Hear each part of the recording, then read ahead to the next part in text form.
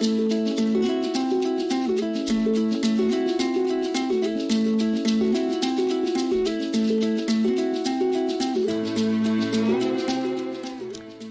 hello and welcome, not just to the Panti Personals, but to a whole new year. All the twos 22, two fat ducks 22. And here's hoping we can shake off some of the nightmare of the last two. And since I am never one to miss a metaphor, I've got talent and beauty to the power of two with me today.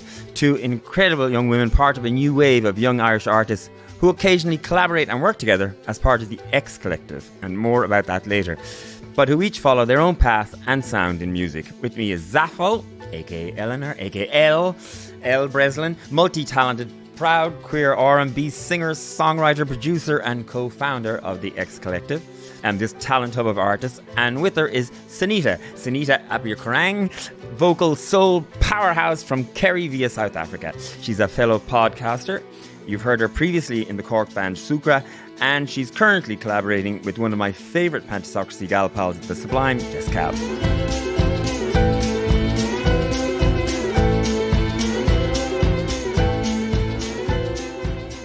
Welcome, Zapho, and I'm going to call you Elle, right? And Senita. You know, I had my first Panti Personals threesome recently with the gorgeous, nerdy twosome who are ye vagabonds. Cute. But you are my first Panti Personals girlsome threesome. Nice. Beautiful sandwich to be part of. Videos will be available on YouTube and OnlyFans. Yeah. Well, thanks for being here. I guess, Elle, I'll start with you first, because I mentioned it earlier that you're both part of the X Collective and you're a co-founder of the X Collective. So for the benefit of people who are asking, what the hell is the X Collective? What the hell is the X Collective? Well, the X Collective is a large community of artists, of creatives, of people behind the scenes, in front of the scenes.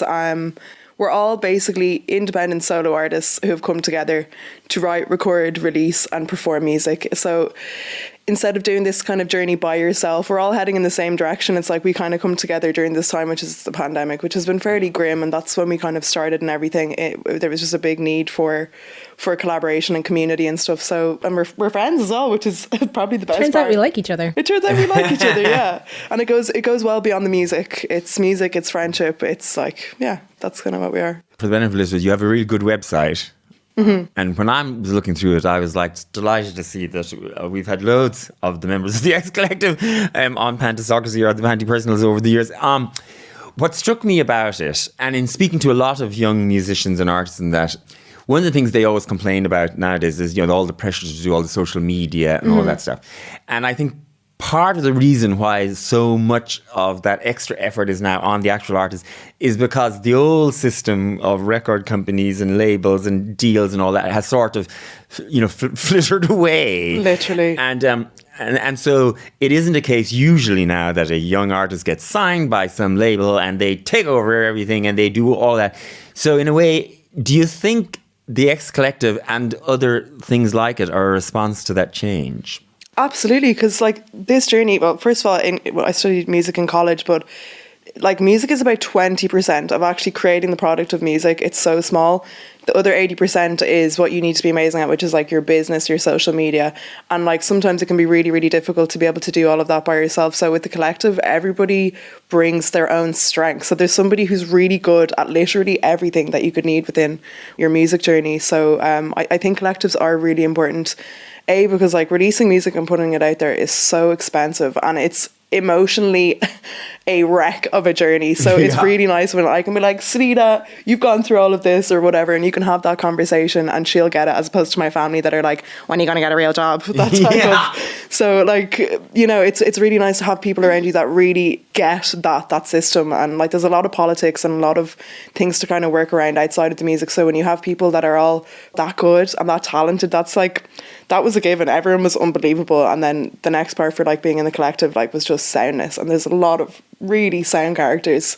Like it's a very safe space to be in. Yeah. Well, one of the things you immediately get when I look at like the videos and stuff that you guys have made together, it looks like gas crack. Mm-hmm. I mean, everyone's having the time of their lives, it looks like. Absolutely. Well, we try and make those events where that is possible. So like, it's just like a nice new community of guys and gals to be working with. One of the ones that really struck me that I immediately focused in on is your sort of girl power pop anthem, WB and Senita. You're one of the 5 vocalists in that. To the wise, won't you take my advice? Listen up and I'll be kind. Enough with your lies, go and take off your disguise, cause I know where you sleep at night. So it's the two of you, Chloe Agnew. Love Chloe Agnew. Yeah. Obviously I'm obsessed with her mother, but I love Chloe Agnew too. She's adorable. Tosheen, and then Gemma Bradley as well. Oh, right. The only one I don't know, I think, Gemma Bradley, so we'll have to sort that out. Tell me about that part, because to me, in a way, that sort of sums up what your collective energy is about in the X Collective. Senita, tell me about, how did that come together? Yeah, so I guess my involvement in it came out of joining the X Collective in the early days, kind of latter end of 2019, early 2020. How do you join the collective? Is it like, do you fill out a form approached. and have an interview? Like, how does it work?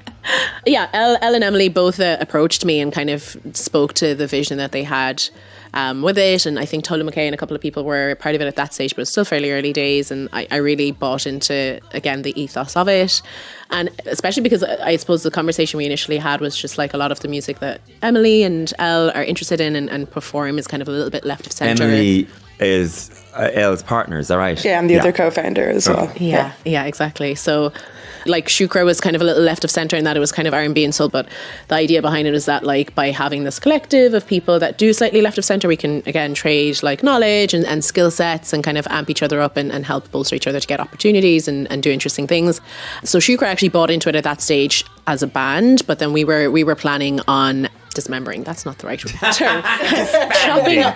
Disbanding. Yeah, disbanding. It was like just killing each other at the end. No, we were going to disband basically after putting out the album and the pandemic hit at the same time. And then you were looking for a vocalist for WB alongside Chloe Agnew and Gemma Bradley. And Chloe and Elle had co-written the song a while back. I tell you something, I tell you something, I tell you something first.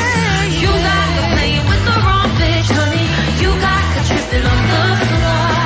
You got to play with the wrong. So that was kind of my first entry point in terms of performing or doing anything in the X Collective, was singing parts of the vocals and kind of taking on that second verse. And again, like that, I made a music video in the pandemic. Knocking at my door, come knocking at my door. Knock, knock, knock, knocking. Don't come knocking at my door. Knock, knock, knock, knocking.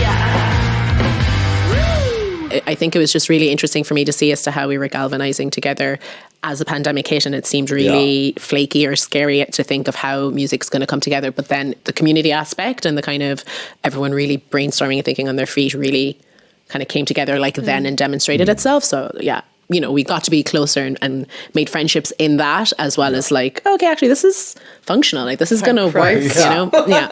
Well, I guess the other two things that strike me about the X Collective, one, of course, is the kind of music that all of you guys are doing are the kind of music that maybe doesn't get as much commercial support. So I can sort of see that coming together in that sense is good for you all. I mean, there's a lot of hip hop and R&B and, left of center pop and kind of jazzy rock pop and jazz. all kind of things, yeah. Yeah, the kind of things that aren't necessarily going to be played in the afternoon on 2FM or something. They should be, of course, but the other thing about it is, there are boys involved, but it does have this sort of girl power energy about the whole thing. Is that because you and Emily were the co-founders? Was that part of a plan, or literally me and Emily like, where are the males? Where are the males in this country? It was never meant to be exclusively like female led. It just so happens that there are so many unbelievable R&B, neo soul, hip hop female artists. Yeah. So eventually we'd found kind of like one or two guys that we thought were appropriate for the collective.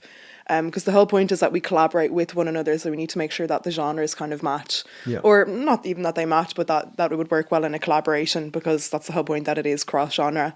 But yeah, it was certainly not intentional that there was going to be a lot of ladies in it, but we're still continuing our search. Like it's growing, and it started off with like myself, Emily, 2 or 3 artists, and then someone was like, I know this person, and then it just expanded and expanded. But yeah, no, it's important for us to have that dynamic, because we want to make sure that it is as diverse as possible, because this is the music that's coming out of Ireland, and we want to highlight that, like you said earlier, like with R&B, hip hop, neo soul.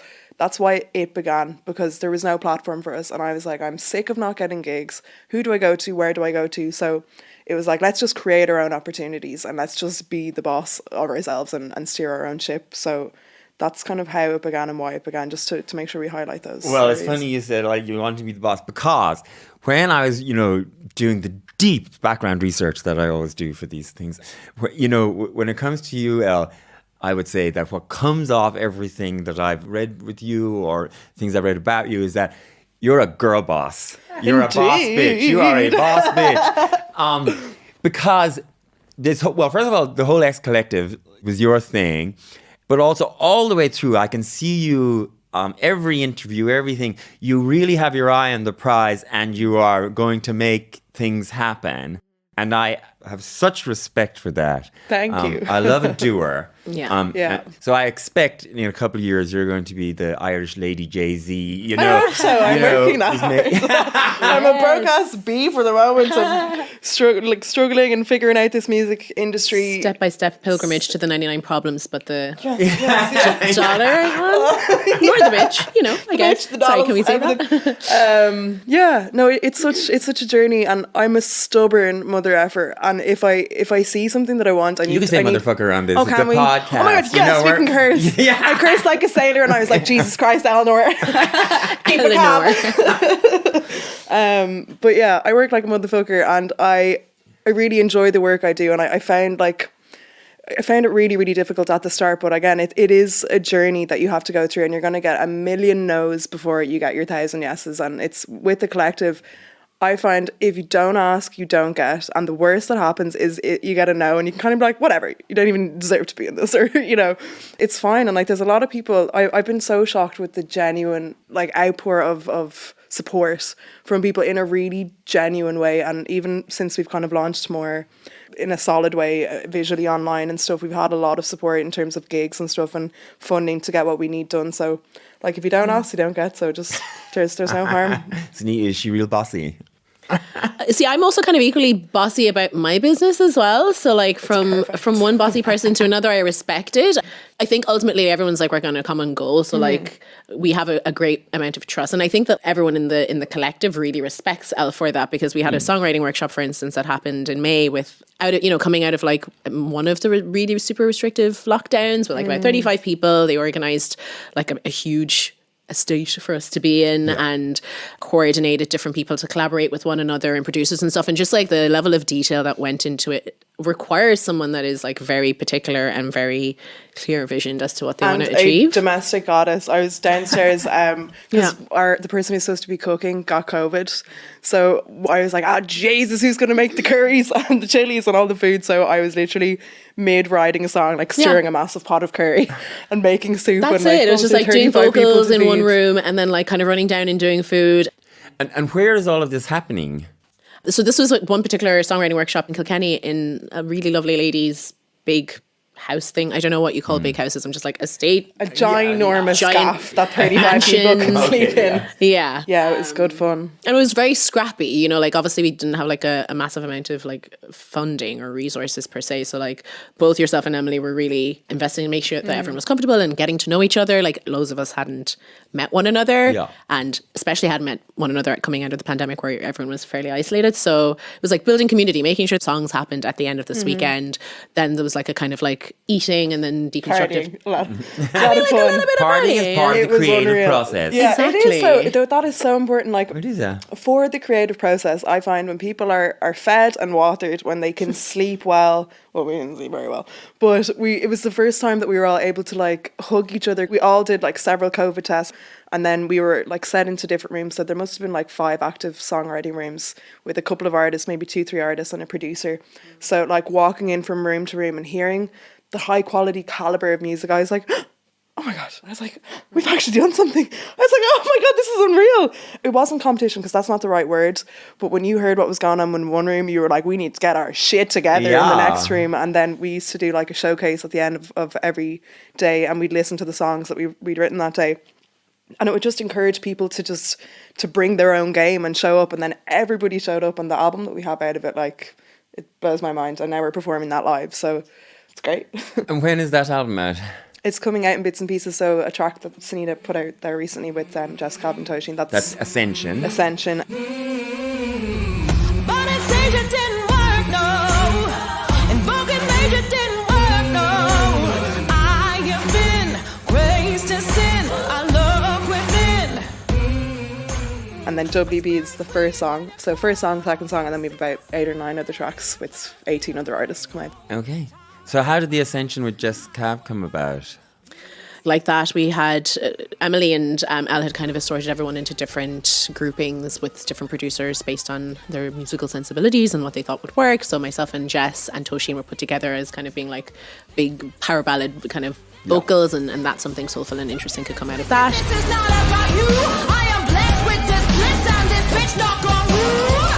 I'm leveled up, I level up, I feel huge. This is Ascension, this is Ascension. We were working with Liam Geddes as well, who's a producer. I hadn't ever come across him, but he's done a ton of work with loads of pop He's amazing. people globally or whatever. And Tosheen had maybe got there a little bit earlier and had sung the kind of foundation vocals. It's nearly like a bluesy, nearly slave era kind of like working tune. Yeah. So that was kind of done by the time that we all got into the room. And then Jess had like a little heart-wrenching ditty that she was like, I'm feeling a thing and I need to like write about it. And then from there, it metamorphosized from there. We were like sitting for a couple of hours and trying things out. Like, I can't remember the term that Jess used. I think it was like something like a writing dump. So like you just basically just write literally anything, and not really think or try and structure Like it too much. brainstorm kind of A writing dump. It's definitely Wow, it's that's an definitely more expression. poetic. I think it's like free writing or something like that. It's like writing dump, let's go, you know. Not the term I would use. Gotta do a big ratting dump. Gotta let it go. So we did that, and then Liam, and we like listened to loads of stuff. So obviously I will always try and bring Beyonce into everything. So the foundation was kind of a blues grassy kind of song, and we were kind of getting into like a really delicate soul tearjerker type of track. And I was like, wait, we're talking about this. The essence of the song Ascension is basically that you're purging someone that has been really negative to you. God made the devil 'cause he is alive. Where I walk, I prosper, I'm claiming my time. Going in, going out, make up your mind. Could be a lover, it could be literally anyone else, but you're kind of wishing them well as you're purging them, and you're kind of saying that like the impact of that has probably left you a little bit damaged, and you're going to go off and do your own work on yourself, and you hope that they respectively do the same. And I was like, there's a bit of like grit and anger in that story as well. Yeah. Like a purging is not like a harmonious, sweet No, it's not. process. Like it takes work. And we referenced Beyonce's Don't Hurt Yourself, which she worked on with Jack White of the White Stripes and stuff. wow. And the song was kind of taking on this like gritty direction. I was like, yeah, let's like bring a little bit of like anger and pizzazz, and like allows us to shout and be like a different version of ourselves maybe that we don't always. Because it's a proper banger. It slaps you across the face for sure. It does, yeah.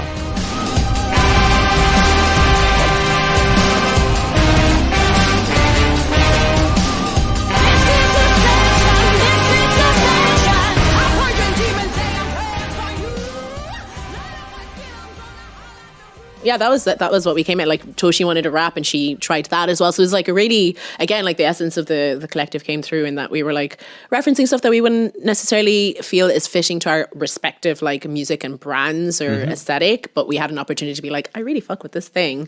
And like I used to go to like loads of rock gigs and moshing and different things like that, and I want to bring a little bit of that like element into this. And and then Liam polished it up and made it sound pretty and There's like a marketable. beautiful industrial kind of level of production. I think what was the reference before, Trent Reznor, but it just, I can see it all over. Because when we were listening to the songs, I was like, this is going to be in every ad. It's going to be in FIFA. Like my brain immediately when I hear something, it's like, right, how do we get Where does this it go? out there? And where does it go? I definitely You're see such it a as producer. super producer. Like that was Freak. as well. Like it was great to see you in motion doing production and kind of like working. Like I'm sure Louis knows as well. Like Oh, poor Louis, God help him. Sorry. Lewis is our who's going to be joining you Yeah. on the track you're going to do for us, and he's sitting quietly in the corner, Love you. looking like adorably lost on a stool in the corner there.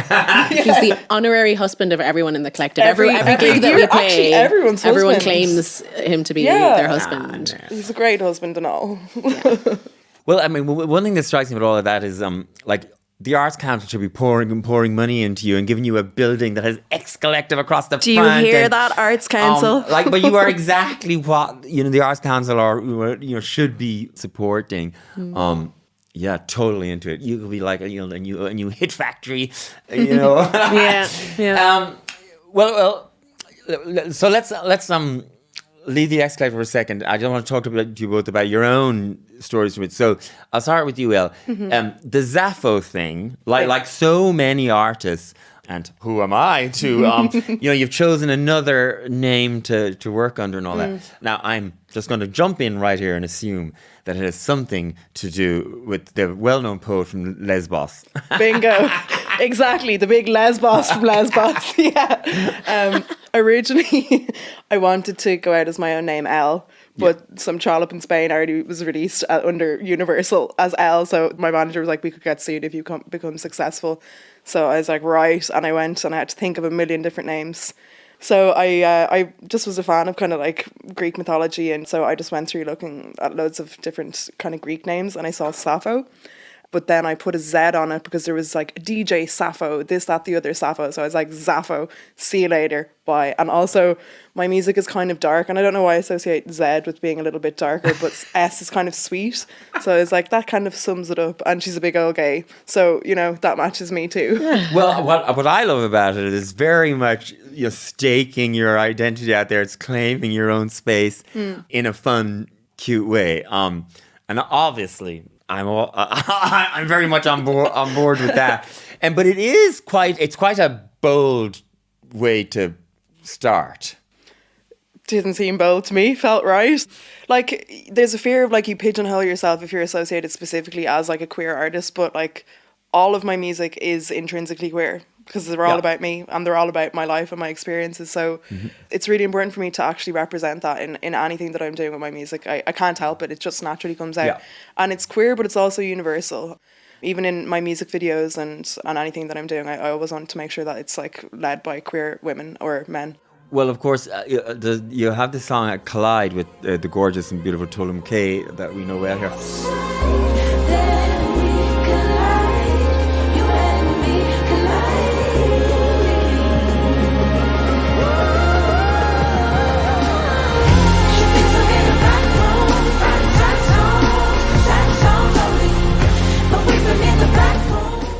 And I love that you got Tolu into a lesbian love story in that video.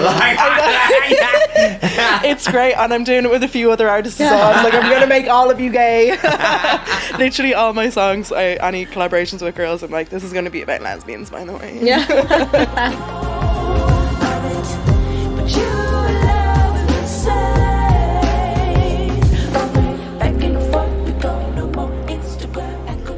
And so you're from Rathfarnham. You went to school in Muckross where your dad was a teacher. I was.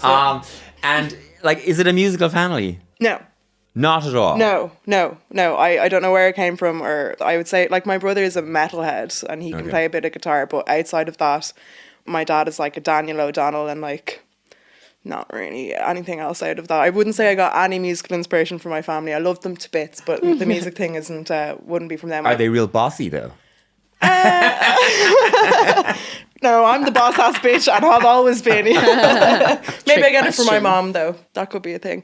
And were they supportive of you? Did they want you to go and get a nice job in an insurance company? I mean, like what is my family? They're teachers, they're people in banks, secretaries. It's none of it is in the creative industry. And originally I wanted to be an actor, but I just found it was too hard for my sensitive soul because there was so much criticism attached to it. And I was like, Jesus, maybe I'm just not very good. So then I'd swapped over to the whole music thing, and I think I remember the expression my dad said. It was like during the recession, and I was like, I want to go to BIM, which is this music college. And he was like, it's a recession, no one's getting a job, go for it. That type of thing. So, I mean, they absolutely are supportive. But I don't think they fully understand what it is that I'm doing because it's a completely different world. Like no one understands. Yourself, nobody understands until you're actually living it. Listen. And like my mom would be like, what did you do in that song? I was like, everything that you were hearing, that was me. Oh, listen, I mean, I so get that. I mean, I'm a drag queen. You can imagine what my parents were. They were always totally fine and all that. But they didn't have a clue what I was actually doing with my life. Yeah. Was there ever a thought in your head that you were going to have to get a regular job, or you were very determined from day one? I have always been exceptionally stubborn in that I have this, like, at the start it would have been like a quiet self-belief, but then, like, I can't really help it. You get validated by other people's responses, and then that keeps feeding you to keep going on. But like in the pandemic, there were several times, even though I had the collective, even though I'm releasing an album for myself, there were several times where I was like, right, I want what everyone else has, which is a mortgage. I want a family. I want to be able to afford to survive. And I'm actually at a stage where you just get so fed up because, like, as a songwriter, I'm not a session player. I don't go out and play in pubs or do any of that type of stuff. It's songwriting. That's how I make my money. But if like the funding and the business plan and it just takes so much to actually get stuff out there. So I do question it. And sometimes I'm like, right, am I going to have to suck it up and am I going to have to get a full time and then I do music outside of it? And that's the reality for a lot of musicians. A lot of artists have to do that. So maybe it's not a bad thing, but I mean, it would be ideal to be able to survive slowly off that. I mean, that's the dream. And I'm not going to stop that until I'm beaten and battered down. I still have a good fight in me for the because I watched this other interview with you and I sort of loved you for it because you were just saying, you started out as a singer-songwriter and then you're just like, well, nobody's listening. So nobody. Fuck it, I'll just, I'll try and another genre or whatever. You have to adapt and change, and that's what I learned in college. You have to raise your standard. You have the bar is set, so you have to meet that standard, and you have to work exceptionally hard. And I would have worked really hard on songwriting because I believe in myself and in my project. So. What's meant for you won't pass you, because I'll be standing with it next, like, get the shut up, give me that. And a shotgun. Yeah, literally. Well, we're going to have music from both of you, so this feels like a good time to have some music from you, Elle. So tell us about the song and about your lovely accompanist. And my beautiful husband, my music husband, Louis. This is a song, it's called Tell Your Mother. It's going to be released, it'll be the second song off my debut album, coming out around Mother's Day. It's like, I'm going to say it's probably one of my bigger LGBT kind of anthemic coming out songs, even though this is not my experience. This song is a song of heartbreak and perhaps me living vicariously through friends that have had horrible experiences. My mother is an angel, a saint, and I love her and she's so supportive of me and my journey. But I wanted to write something because I felt a lot of pain for other people and for their experiences. And actually when I watched the Abbey Theatre with yourself, I had such a thing that just clicked with me and my own queerness when you said something about checking yourself and holding hands and stuff. And I was like, I do that. And I didn't even know I was doing that. I do sometimes hate myself. I hate myself because I fucking check myself when standing at pedestrian crossings. And sometimes I hate you for doing that to me. But not right now. Right now, I like you all very much for giving me a few moments of your time, and for that, I thank you. So I wanted to connect with my queerness in that sense, and this is kind of a story about that. I'm kind of singing to myself, but it's not my experience. It's I don't know how to explain. You don't have to explain. It's Thank all you. in the music. Great. All right. Let's hear it. Okay, let's go for it.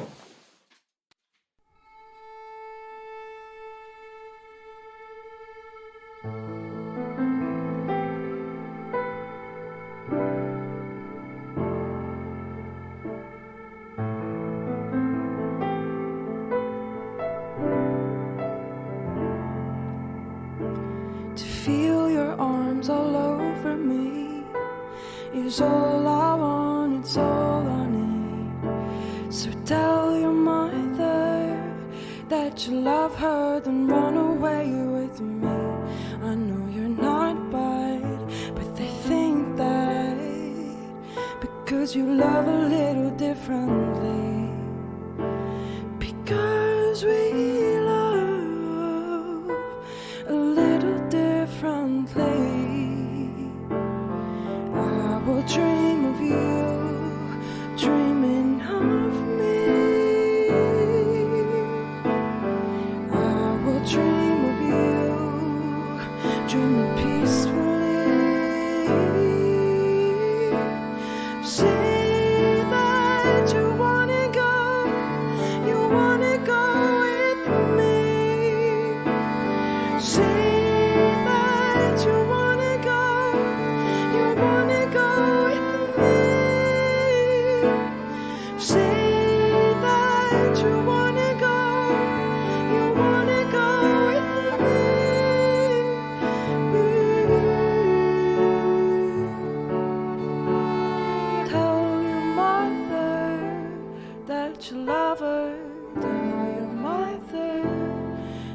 that you love her, tell your mother that you love her, tell your mother.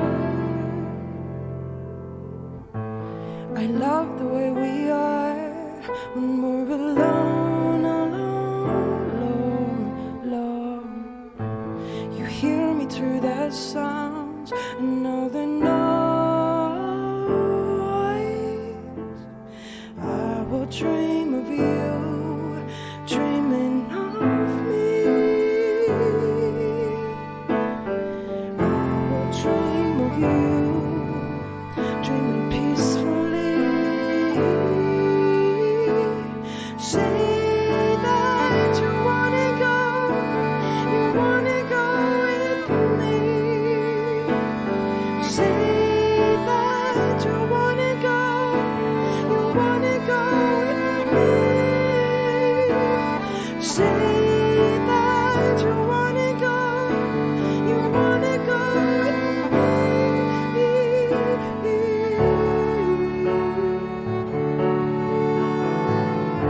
So maybe if we try a little, oh, every day, I told you that I will give you, oh, everything. I know it'll hurt with every breath when you tell her that you're going away. I won't blame you if you wanted to stay. Say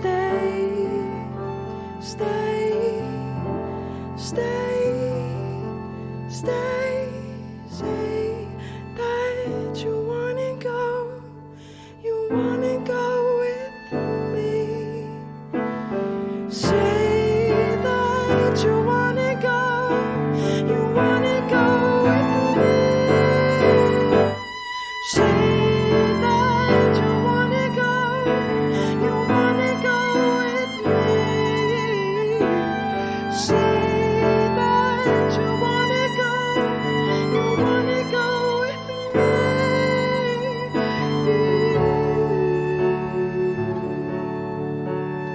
Tell your mother that you love her. Tell your mother that you love her. Tell your mother that you love her.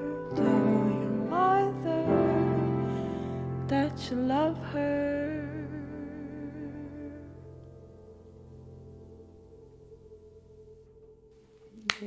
Yes. Well done. Gorgeous. One of those, Lou. Good job. well done. Thank you. It was gorgeous. Senita, now, your story, in a way, could not be more different Yeah. from Elle's. Yeah. So you were born in South Africa, and at the age of 8, came here with your sister and your mother, and you ended up growing up in County Kerry. Where exactly in County Kerry? Castlemaine. Castlemaine. Yeah. And for a lot of it raised by sort of foster family, an Irish foster family. Like, it's quite the ride, in a way. Are you one of those people who then worries or struggles about ideas of identity, or you're just getting on with it? A bit of both, I guess. And not so much a struggle. I think I'm kind of a bit of a chameleon as far as like, so I was born in South Africa, and obviously I'm like South African and black and African, and that's very evident by looking at me. But then I know, You're black. shocker. This is my coming out party. But yeah, then moved here, and I like also, I guess, like, you know, pretext, like in South Africa, we like grew up in a fairly like middle class family. Both my parents weren't South Africans themselves. They came and lived there and built a life there. And then basically moved here. But I guess like being South African as well was like not like I wasn't South African. I was like part Lesotho, part Ghanaian. Spoke English all of my life because both my parents didn't have like a language that like glued them together that they communicate through other than English. So like kind of, being a chameleon and adapting to situations and probably mirroring whatever my surroundings are is like very natural to me. Moved to Kerry, had a Kerry accent within like, you know, had a towny Tralee accent within 2 years. It was like, "Hi, girl, how are you?" I was like, my mom was just like, "Enunciate," and I didn't, you know, bring you to school all these years for you to like, you know, to be saying "I amn't" and weird things that to her were like, "Whoa, what's this?" Now, when I was growing up in a small town in the west of Ireland, but in the 70s, if a black girl had come to class, she would have been the most exotic thing we'd ever seen. Yeah. Had that changed by the time you were moving to Kerry, or were you still the most exotic thing the kids had ever seen? I think we're only probably getting to that stage of Yeah. like being used to different cultures in Ireland, probably in the last like maybe 5 to 10 years is my thought on it. Because we came to Dublin for a short period, but moved to Kerry and moved to Tralee Town. And then whenever I lived with my foster parents, moved to the countryside in Castlemaine, which is like on the side of the mountain, and went to started secondary school in the countryside, and like would have walked down to get my bus with my sister, and like genuinely people would have like driven slowly and kind of been like, oh, looking at me kind of like, wow, that might be the Costello girl that's adopted or whatever, So I came to Ireland through the direct provision system. So I moved into a caravan park with like loads of different people from different parts of the world, because a lot of the Eastern European countries weren't part of the EU at that point. So like I equally was also like, oh my God, there's like Polish people and Czechoslovakian people. Like there's this like multitude of like nationalities that I was meeting people from and getting to know what their cultures were like. And it was all very new. And then when I moved to the countryside, even more like evidently new to people, because they were just, they probably wouldn't have seen a Polish person was exotic to them. So like never to mind me. And then probably more confusing that like I was more colloquial to, like I had really good English and had an accent within a short period of time. So it felt probably really weird and jarring for them to be like, you're kind of local and it feels familiar, but like just the optics are just not computing in my brain, which... Well, I read this thing about you, which just made me cackle out loud, because I know, that for any sort of Black Irish person, they're constantly asked, about their background and all that.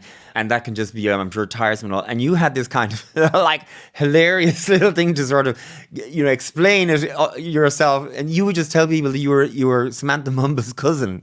Yeah. Which is just genius. I mean, it was convenient because she was also one of the few and only like people of color that I had seen represented in media to me.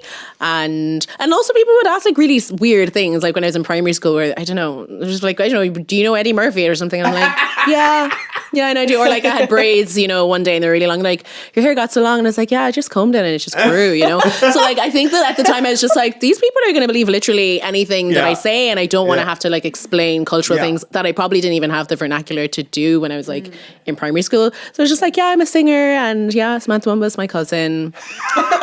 She doesn't spend time with us. She's famous, so we're just living in Tralee and living our lives. Welcome. And in a way, that does really answer a lot. Because Irish people have that obsession with wanting to know exactly where to place you. Yeah. So if they already know who Samantha Mumba is, right, exactly. Right, that's you in your box. That's that. Yeah. I'm sure their moms were just like, is that the young girl? I feel uncomfortable about asking her, but geez, it's kind of weird that part of their family lives in Tralee. But yeah, pure genius, man. Have you ever met Samantha Mumba? No. Oh, well, you have we to. can make that happen. She's very lovely and sweet. She one time DM'd, because we did a cover actually here in Camden Studios, Shookrah and myself, of I'm Right Here. All the good men who are out there, all the single ladies want to know where. So put your hands up in the air, say I'm right here. All the good men who are out there, all the single ladies want to know where. So put your hands up in the air, say I'm right here. Do you remember that song? Yeah. All the men. It was the Fire Station music video theme. So we did a cover of that, and she commented on it, and it made my life. So that's happy with fun. That. And then, but interestingly, now this interview is a few years old, maybe. So I'm interested. Would you answer the same question the same way now? Somebody asked you really about your background and all that, and in a way, at that time in your answer, it was very clear that you were resistant to the idea of, in a way, throwing your lot in with the sort of emerging Irish rap, R&B, Black Irish movement. Can we call it a movement? Let's call it a movement. And my sense was that you were probably just fed up with always having to justify your background, and maybe were wary that was just going to make that even more. And maybe I got the sense that maybe you're worried it would just sort of pigeonhole you or something. Do you still feel the same way? It's not so much a strategic plan to like not or any sense of shame about like speaking to my heritage, but I think that I just also have a very uniquely complicated sense of self and identity. And like to answer your question about like, do you have an identity crisis? I don't know if it's a crisis. I think I've come to a place of like comfortability with my particular narrative is like really complex, and speaking to that like in a universal way, as if to kind of say that might be the experience of like several other Black people, is just going to be confusing. Like I had African parents, moved here through direct provision, and then like got adopted to Irish parents and lived in the countryside. So I've like gained a massive amount of privilege and like unique, weird instances of experiences that are just really unique to like people that I grew up with in Tralee that like had black families, had thicker accents, had different educational backgrounds. And so me being like, I don't actually necessarily experience that much racism, or I don't perceive it to be because I'm living in Kerry, and everyone's just like, you're really exotic and new. And it's more, again, like what you're talking about, this like Irish fixation with like pinning down everyone's location, and then also their aunts. Like my stepdad would be like, oh, Marie Flynn, is she one of the, you know, like, is she one of the Flynns from like, is she one of the Boyle Flynns, and is or her uncle Flynns, but like asking me questions about like, is her uncle doing this? And I'm like, why would I talk to my friend about what their uncle's doing? Like literally we're just talking about, you know, like nonsense shit, you know? So so like I understand that kind of natural inclination to put a pin as to where people come from in Ireland, and I think that that's also inherent to like Ireland's history and the fact that heritage and things like that is like very important. But understanding that doesn't necessarily mean that it's like less offensive whenever people really try and drill down. When I'm living in Dublin, they're like, oh, where are you from? And I'm like, oh, Castlemaine, Kerry. And they're like, oh, but like, where are you really from? Like, where did your grandparents, where were they born? And I'm just like, dude, like, just take me at face value that I'm from that particular place, you know? And like, similarly, I don't, like, I think that I'm not othered in as many ways as like I have experienced or I've seen other people being othered. And so I never thought really to write songs leading with my questioning my identity. I just was like, I'm just going to write songs about whatever is relevant, which is probably love. And like, I'm a hybrid of like many different things. And one of the few times that I saw reflected to me like an opportunity to create a narrative and paint a picture of like how that is complicated was through us and Gano family. And God knows I'm really good friends with, but like them kind of talking about direct provision. Like I didn't retrospectively ever call direct provision or think about it as being like a weird setup, only until people said it. And I don't know if that's a trauma response, or I don't know if it's just me just being like, meh, whatever. But either way, like other people kind of having more of a stated opinion and feeling about it. You were very young at the time and all that. Yeah, it's hard to process these things. So like, it's not any. Maybe there will be a time where I'm like, let me talk about this, and I'm ready to kind of like speak to it. You know, though, because you have your own podcast, which touches on it quite a lot. Yeah. Hello, lovely people. This is Senita here from Points of Intersection podcast, and you're with us here on Dublin Digital Radio from 3 to 5. For chats and bants and a bit of tunes on all things related to intersectionality. Always start off the show setting up what the premise of intersectionality is for any of you guys that are encountering that word and that concept for the first time. Intersectionality, in layman's terms. But so you do. I mean, you have an outlet for all of for exploring all of that.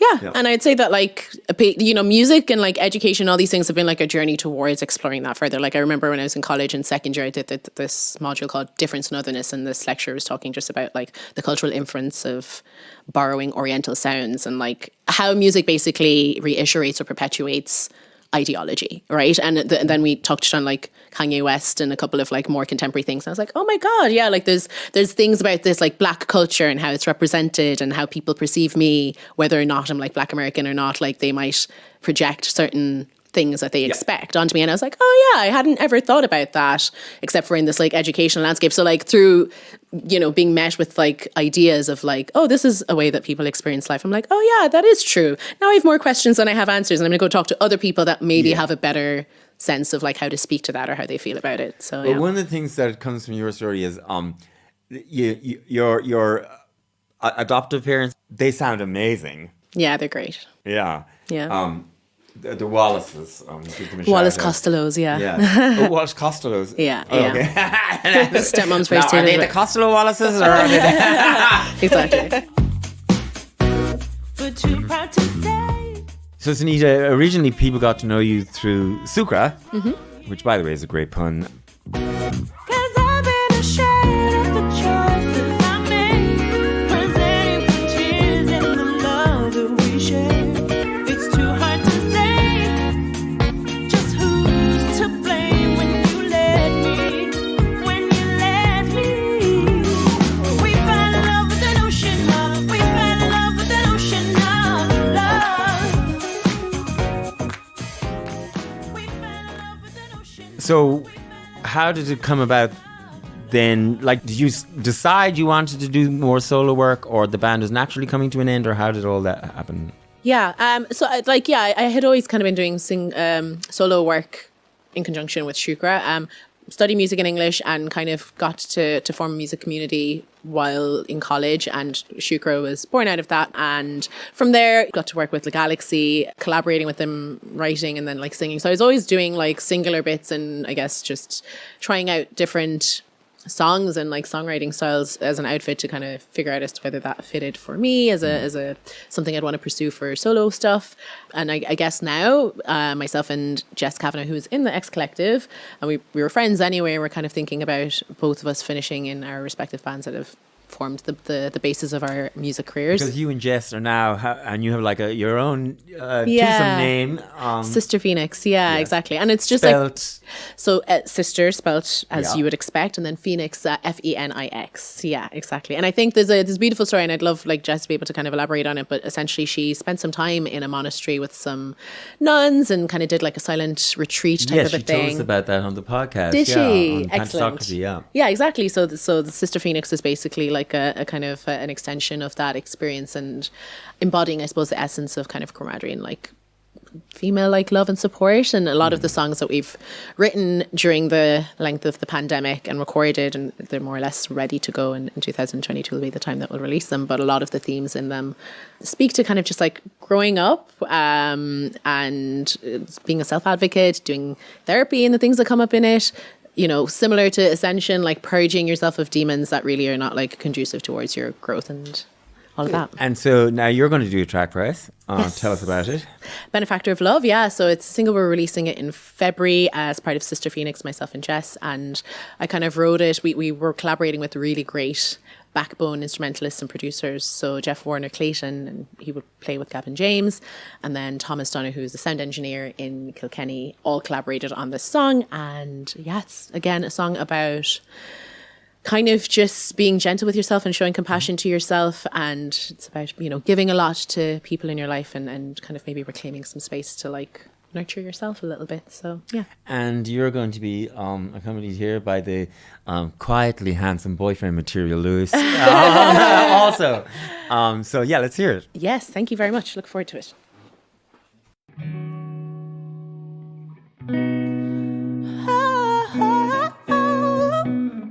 Girl, if you don't let go, expect them to hold on to demands that will expire you.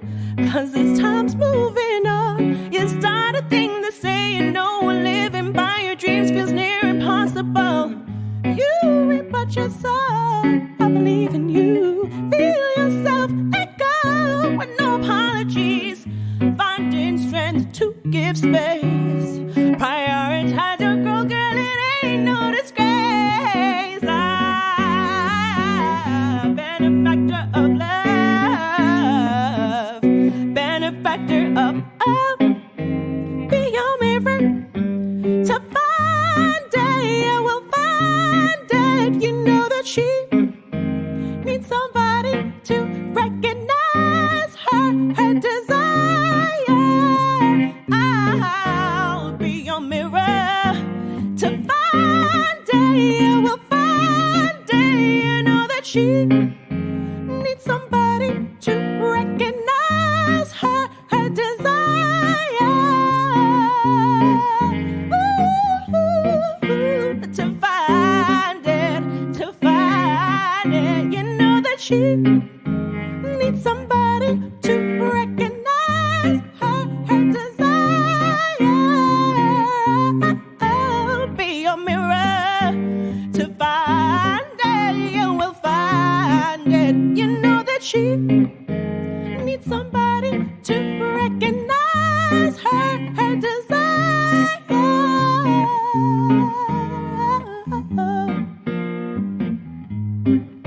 Ooh, benefactor of love,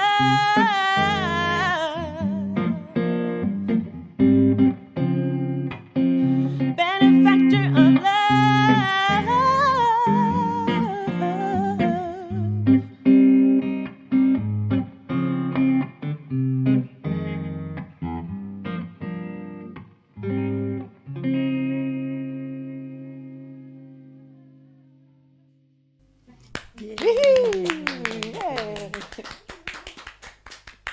Gorgeous.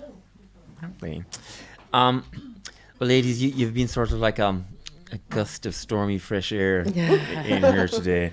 I'm going to start lobbying for the next storms to be named after you both. Storm Senita and Storm Zapho. I can only dream. Yes. Oh my God, please. I'm ready. Before we finish up, tell me what's next for both of you. Elle, what's next on Zapho's horizon? Zapho's Horizon, I'm about to release an album that I've been writing and recording for 7 years. It's my life's work, essentially. It just took me that long to fund it and to get it to where I needed to get it to be. And then additionally, I have the X Collective album coming out, which will be filtering out. So I have two big albums. But I have a single coming out on the 3rd of February to launch my album. It's called Peoples. Me, my people, we go out to the early morning. You should call me when you're lonely. Me, my people, we go out to the early morning. And how many collaborators are on the X Collective album? So there are 18 artists, 19 actually now as of last week. So there's 19 artists, and then there are about 10 producers and then session musicians as well on top of that. So there, 30 plus people, or maybe 40, I think. We haven't finished it just yet, but we're getting there. And if they all buy one copy and a copy for their mom and dad, Exactly. yeah, top of the Irish charts. Kickstarting it off, yeah. And so, Senita, what's next for you? Well, is anything happening with Sister Fenix? Yeah, exactly. So the song that I performed, Benefactor of Love, will be released in its fuller version as a single February 14th. So that's going to be very exciting. Myself and Jess essentially have the bones of a kind of mini album done. So there'll be more Sister Fenix stuff coming out. One thing I meant to ask you and forgot. Did you support Billy Ocean? Yes, I was doing backing singing with Brian Didi, who did...